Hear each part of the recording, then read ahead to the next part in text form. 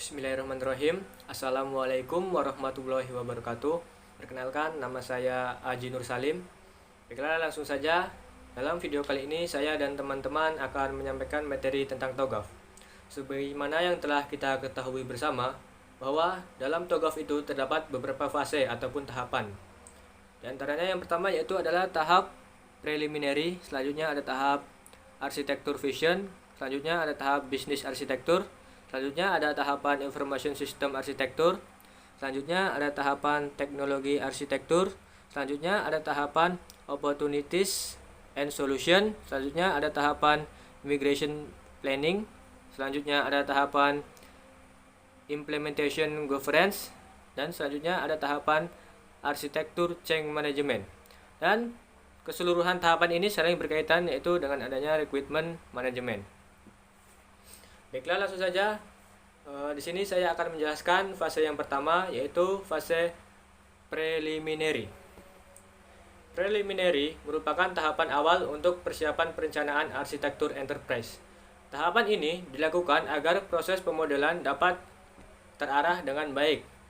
Input langkah-langkah dari tahapan ini adalah menentukan ruang lingkup enterprise organisasi, komitmen manajemen, dan dukungan framework, mendefinisikan serta membangun tim arsitektur dan organisasi, serta menerapkan tools arsitektur yang digunakan.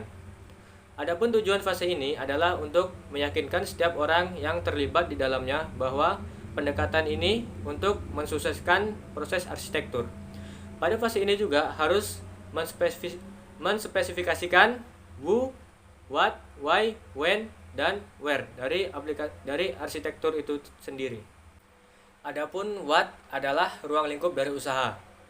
Who adalah siapa yang akan memodelkannya, siapa orang yang akan bertanggung jawab untuk mengerjakan arsitektur tersebut, di mana mereka akan dialokasikan, serta bagaimana peranan mereka dalam arsitektur. Kemudian how adalah bagaimana mengembangkan arsitektur enterprise, menentukan framework dan metode apa yang akan digunakan untuk menangkap sebuah informasi. Selanjutnya ada when, yaitu kapan tanggal penyelesaian arsitektur. Dan yang terakhir ada why, yaitu mengapa arsitektur ini dibangun.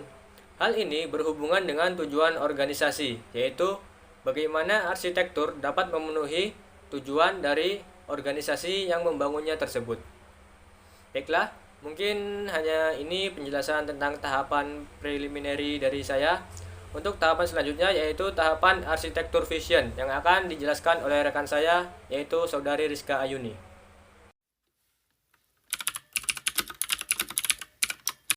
Penyusunan visi arsitektur dan pengajuan persetujuan untuk memulai pengembangan arsitektur. Selanjutnya, input dari arsitektur. Input dari arsitektur vision yang pertama yaitu permintaan untuk pekerjaan arsitektur. Yang kedua, strategi bisnis, tujuan bisnis, dan driver bisnis. Yang ketiga, prinsip arsitektur termasuk prinsip bisnis jika sebelumnya sudah ada. Dan yang keempat, enterprise continuum, dokumentasi arsitektur saat ini, seperti deskripsi framework arsitektur, baseline, dan sebagainya. Input semua ini merupakan output dari preliminary. Selanjutnya, tujuan dari arsitektur vision. Yang pertama, menjamin evolusi dari siklus pengembangan arsitektur untuk mendapatkan pengakuan dan dukungan dari manajemen enterprise. Yang kedua, mensyahkan prinsip bisnis, tujuan bisnis, dan pergerakan strategi bisnis organisasi.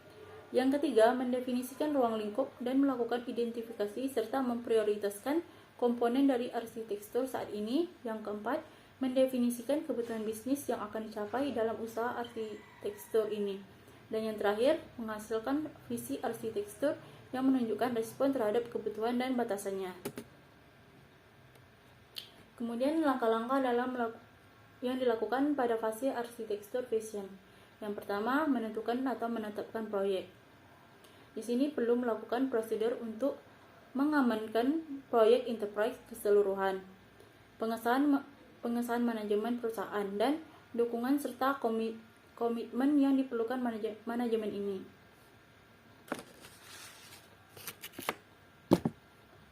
Ini meliputi referensi kepada framework tata kelola IT untuk enterprise dan menjelaskan bagaimana proyek ini nantinya berhubungan dengan framework. Kemudian, yang kedua, mengidentifikasi tujuan dan pergerakan bisnis. Jika hal ini sudah didefinisikan, pastikan definisi ini masih sesuai dan lakukan klarifikasi terhadap bagian yang belum jelas. Yang ketiga, meninjau prinsip arsitektur termasuk prinsip bisnis. Meninjau ini berdasarkan arsitektur saat ini yang akan dikembangkan. Jika hal ini sudah didefinisikan, pastikan definisi ini masih sesuai dan lakukan klarifikasi terhadap bagian yang belum jelas. Yang keempat, mendefinisikan apa yang ada di dalam dan di luar ruangan lingkup usaha saat ini. Yang kelima, mendefinisikan batasan-batasan seperti waktu, jadwal, sumber daya, dan sebagainya. Yang keenam, mengidentifikasikan stakeholder, kebutuhan bisnis, dan visi arsitektur, dan mengembangkan statement of architecture work. Selanjutnya, output dari architecture vision. Output dari architecture vision yang pertama yaitu pernyataan pekerjaan arsitektur yang disetujui termasuk lingkup dan batasan. Rencana untuk pekerjaan arsitektur.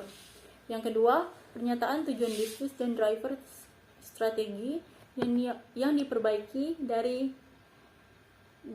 yang sebelumnya.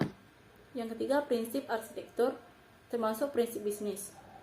Yang keempat, visi arsitektur termasuk arsitektur teknologi baseline versi 0.1, arsitektur teknologi bisnis baseline, data baseline, aplikasi baseline, bisnis target, teknologi target, data target, serta aplikasi target. Baiklah, hanya itu penjelasan fase A dari TOGAF dari saya, dan fase yang ketiga akan dilanjutkan oleh Afdal.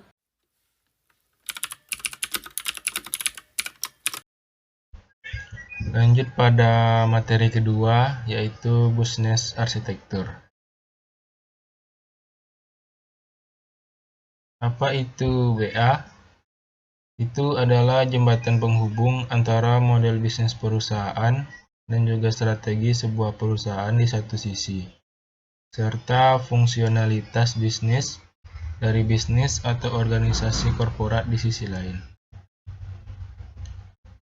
Fase ini mencakup pengembangan arsitektur bisnis untuk mendukung visi arsitektur yang telah disepakati.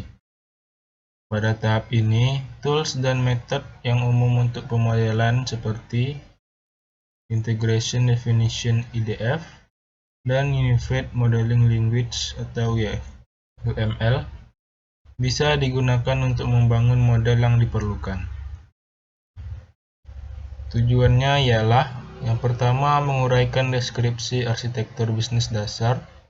Yang kedua, mengembangkan arsitektur bisnis tujuan, menguraikan strategi produk dan atau service atau aspek geografis informasi, fungsional, dan organisasi dari lingkungan bisnis yang berdasarkan pada prinsip bisnis, tujuan, dan penggerak strategi. Lalu menganalisis gap antara arsitektur saat ini dan tujuan, lalu memilih titik pandang yang relevan yang memungkinkan arsitek menemukan bagaimana maksud stakeholder dapat dicapai dalam arsitektur bisnis. Lalu memilih tools dan teknik yang relevan yang akan digunakan dalam sudut pandang yang dipilih. Untuk langkah-langkahnya sendiri ada yang pertama, mengembangkan deskripsi arsitektur bisnis saat ini untuk mendukung arsitektur bisnis target. Ada mengidentifikasi referensi model, sudut pandang, dan tools. Ada melengkapi arsitektur bisnis. Ada melakukan gap analysis dan membuat laporan. Sekian dari saya, lebih dan kurang mohon maaf. Wassalamualaikum warahmatullahi wabarakatuh.